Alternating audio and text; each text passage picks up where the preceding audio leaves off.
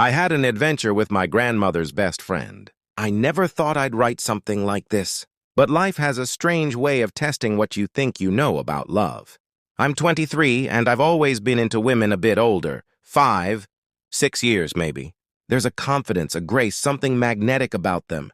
But I never imagined I'd end up falling for my grandmother's best friend. It happened last summer. My grandmother had hip surgery, so I stayed with her to help around the house. Her best friend, Clara, visited often. She's 66, but you wouldn't believe it if you saw her. Picture Sofia Vergara or Marisa Tomei. That effortless beauty that doesn't try too hard, paired with a laugh that fills a room. At first, she was just part of the family circle, helping, joking, telling stories from when she and my grandma were my age.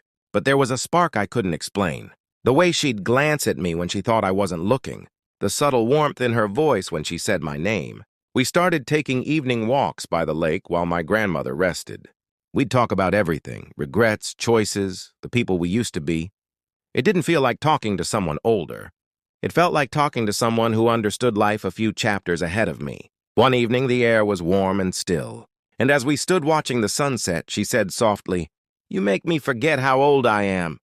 I turned to say something, but the words never came. She stepped closer, and before I knew it, we kissed. It wasn't rushed or confused, just quiet and inevitable. We got home at 5 a.m. 10 hours later, before my grandmother's wake-up time, with only the stars having witnessed the magic that happened between us. After that night, everything changed. We didn't make promises or plans, but there was a tenderness between us that neither of us denied. Some people arrive in your life to remind you you're still alive. I haven't seen her since, but I think about her more often than I admit. What we shared wasn't about age or logic. It was about timing, connection, and the kind of warmth you don't forget, even when the season ends.